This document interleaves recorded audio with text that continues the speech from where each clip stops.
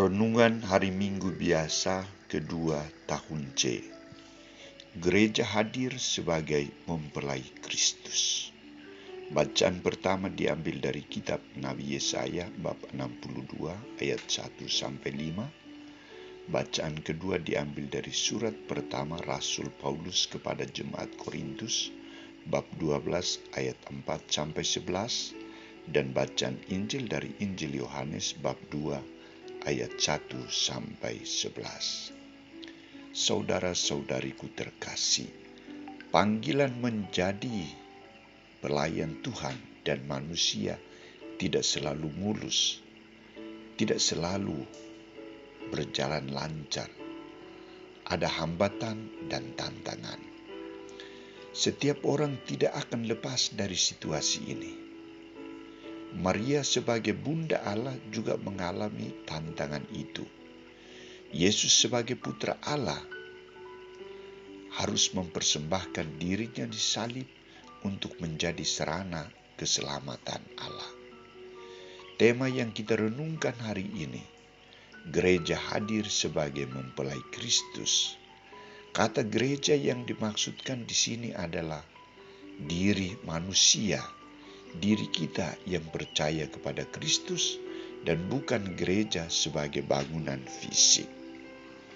Saudara-saudariku terkasih, panggilan gereja menjadi mempelai Kristus digambarkan oleh Nabi Yesaya begitu indah, bahwa inisiatif Allah untuk menjadikan manusia sebagai mempelainya sungguh adalah usaha dan kerja keras Allah sendiri. Tindakan pertama Allah adalah membinasakan manusia lama dan menggantinya dengan wajah manusia baru seperti penampilan seorang mempelai. Karena Sion aku tidak akan diam diri dan karena Yerusalem aku tidak akan tinggal tenang sampai kebenarannya bersinar seperti cahaya dan keselamatannya menyala seperti suluh. Tujuannya untuk apa Allah bertindak demikian? Tujuannya adalah agar bangsa-bangsa melihat kebenaranmu dan semua raja akan melihat kemuliaanmu dan orang akan menyebut engkau dengan namamu yang baru yang akan ditentukan oleh Tuhan sendiri. Engkau akan menjadi mahkota dan bukan lagi yang ditinggalkan suami. Negerimu tidak akan lagi disebut yang sunyi, tetapi engkau akan dinamai yang berkenan kepadaku, yang berkenan kepada Allah. Gambaran ini nyata terungkap dalam hidup perkawinan. Perkawinan antara manusia dengan Allah. Allah menjadikan manusia sebagai mempelainya dengan tuntutannya adalah satu dengan Allah, senasib, saling memberi, saling memaafkan, saling menghormati sebagai pribadi. Dia sebagai pribadi Allah yang patut disembah, manusia sebagai pribadi yang diciptakan dan dikasihi. Saudara-saudariku terkasih, gereja sebagai mempelai Allah, mempelai Kristus, coba dihadirkan dalam cerita Injil hari ini. Kristus hadir dalam perjamuan di Kana, dituntut keterlibatannya. Ia bukan hanya hadir sebagai undangan, tetapi penyelenggara pesta. Kehadiran Kristus harus membawa suasana gembira dalam pesta itu, suasana dari awal sampai akhir. Semua orang harus puas dan bahagia. Bunda Maria membaca situasi kekurangan pesta itu dan menyampaikannya kepada Yesus putranya. Maria menunjukkan sikap kepeduliannya dengan situasi pengantin bila mengalami kekurangan anggur. Mereka pasti akan malu di hadapan tamu-tamunya. Sikap Maria adalah datang kepada Yesus dan menyampaikan kekurangan sang mempelai itu.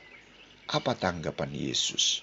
Mau apakah engkau daripadaku, ibu, saatku belum tiba?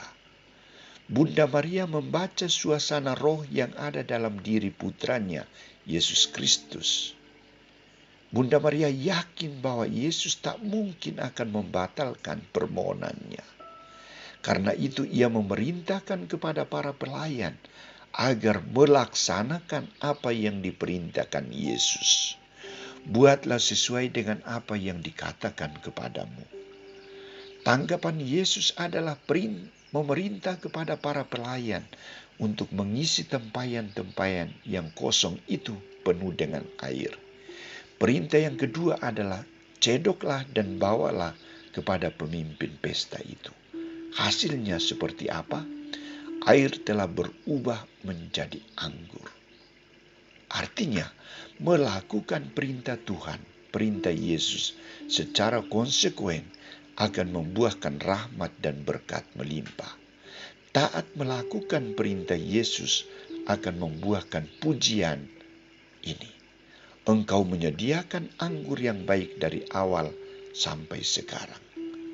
Maka saudara-saudari, tuntutan gereja sebagai mempelai Allah, mempelai Kristus harus diwujudkan melalui sikap ini. Datang kepada Yesus, dekat dengan Yesus, terbuka berkomunikasi dengan Dia, taat melakukan perintah-perintahnya. Saudara-saudariku terkasih, bagaimana kita mewujud nyatakan semua tuntutan itu dalam hidup harian kita sebagai mempelai Kristus? Pertama, hidup kita harus berakar pada iman yang kuat, yakni mengakui Kristus sebagai Tuhan.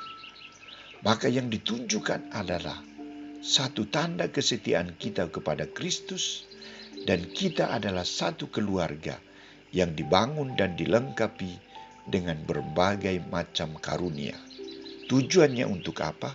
Untuk melayani Kristus dan sesama. Kedua, perbedaan dalam diri umat, dalam diri keluarga adalah hal yang biasa. Kita harus menerima bahwa ada kelompok yang memiliki karunia karisma. Tetapi ingat, semuanya itu bukan untuk diperdebatkan atau dipersoalkan, tetapi harus dipersembahkan untuk Tuhan. Dipersembahkan untuk sesama. Semoga